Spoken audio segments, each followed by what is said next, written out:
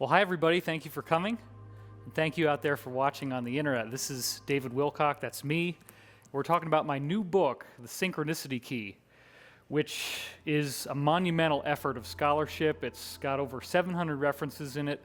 Actually, not quite 700, it's 680 something. But what we're dealing with here is a comprehensive examination of history and the idea that history is not random. The events that are happening in our reality are scripted and structured intelligently.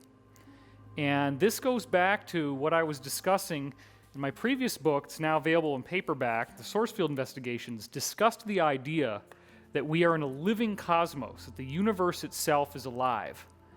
And so when we think about a concept like that, it fundamentally changes the basic nature of what it means to be human, what it means to be alive. So being human is a galactic phenomenon, and I've been talking a lot about that on my new show on Gaiam TV called Wisdom Teachings. Half an hour a week. Every week we got a new episode coming out with all kinds of amazing content. The living universe is the idea that mind created the universe, that's all there is. And that mind has given us life as part of a greater ground state of being. In other words, life is not some random accident that happened only on Earth. Life is a phenomenon that is universal in nature. Organic life is going to appear all throughout the cosmos, anywhere and everywhere that it can. And we are, in fact, divine manifestations. Life did not happen as some random happenstance here on Earth. It has been sent here from cosmic dust that's created from stars. The stars themselves are creating dust that has been tested as bacteria. That's one of the points I mention a lot in the television show and in the new book. So as we are going through these cycles of evolution, we come back to an intrinsic core point, which is that the universe has an agenda.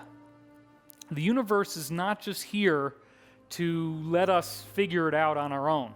There is a very intelligent structure caused by a superintelligence, actually, that is governing how we evolve here on Earth. In other words, the events that actually happen, the historical events, the wars, the political conspiracies, the conflicts, all the stuff that involves, in many cases, loss of life, those events are not random. There is a structure to history. There is a structure to the events that are happening in our reality. And we are infused by this greater cosmic consciousness. It is fundamentally one with us. The universe ultimately is only identity. It is only awareness. That's all there is. And this idea of a physical universe is a holographic projection of this greater intrinsic consciousness that gave rise to what we now call existence. So with this knowledge comes the opportunity for us to step out of the cycle of war. We don't have to keep repeating the same problems, the same failures. We can start geoengineering entire planets. Some of these moons that might be out there in our own solar system may actually be hollow on the inside and inhabited by other humans like us. That's one of the things that I've heard from insiders who have worked in very high levels of classification secrecy within the United States government and other governments. Why are we not hearing more about this? Why is there a UFO cover-up? Could it be that the potential of the human being is so vast, once our pineal gland is activated, that's one of the big secrets. There is a functional third eye inside your brain. We've talked about that in previous videos.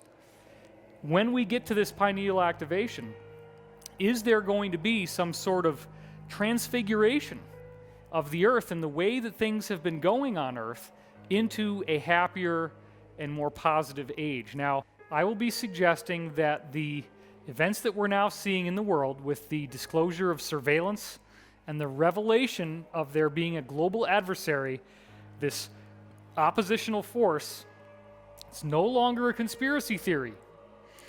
I mean, people who have been paying attention have known it wasn't a conspiracy theory for a long time. But now what's happening is you can't get away from this. Everybody knows, it's on all the newspaper headlines. This is a very serious development. It is a turning point, and the cycles of history tell us that.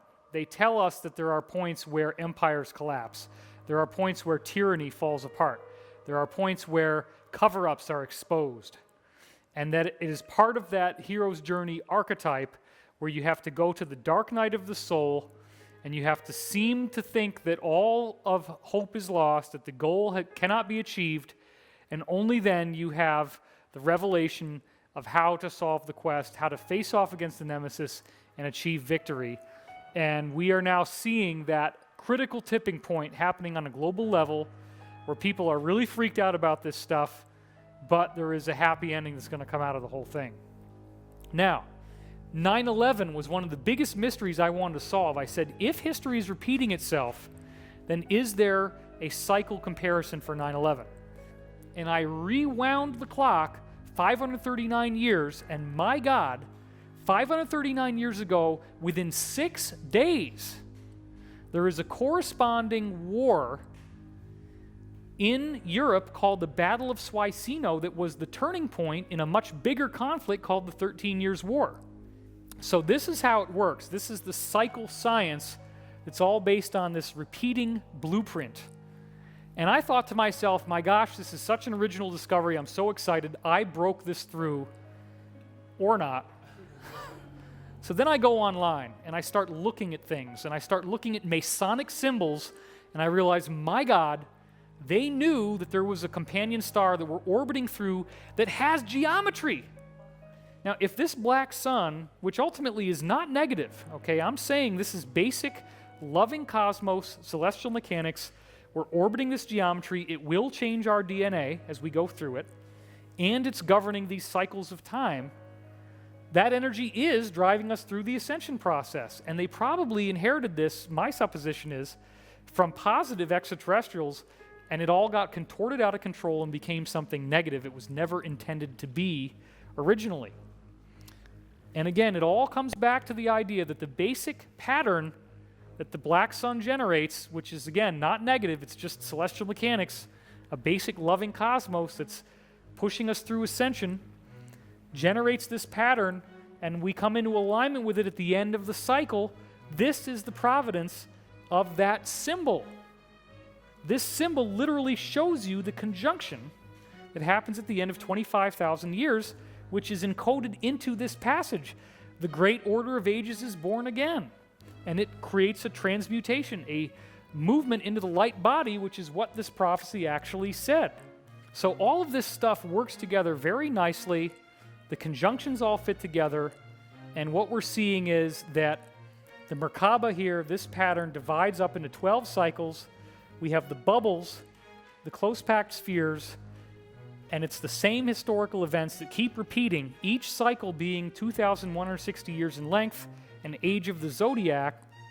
And of course, again, in my book, we show redundant proof that history is moving in 2,160-year cycles. I show an incredible string all the way back to 1897, I believe, where Roman history and U.S. history are just duplicating. They're doing the same thing, 2 different cycles of the same thing. And then one of the really amazing things at the end of the book is I quote from this Russian scientist, Anatoly Fomenko, and he looks at all the different history going all the way back to the Sumerians in almost every recorded form of history on Earth and shows that they're all doing this. It's everything. Nothing has been left out. They're all cyclical. This cosmic energy is activating our DNA. It's transforming who we are as people. It's transforming what it means to be human. History is repeating in even cycles of time. And as it does, events keep repeating, guiding us through an intelligent blueprint of human evolution. We are seeing these events teaching us how to become more loving. The wars and atrocities do not need to keep repeating. They will be fulfilling this prophecy that we will ascend, that we will be transformed as we move through this energetic change in our solar system. It's all coming to a head right now in the year 2013, now that we're at the end of the Mayan calendar. All of these things are now being revealed to us. The positive energy is transforming the world, and so I encourage you to check out my new book, The Synchronicity Key. It's available all over the place, Amazon, everywhere. Thank you so much for watching. and have a good time. Thank you.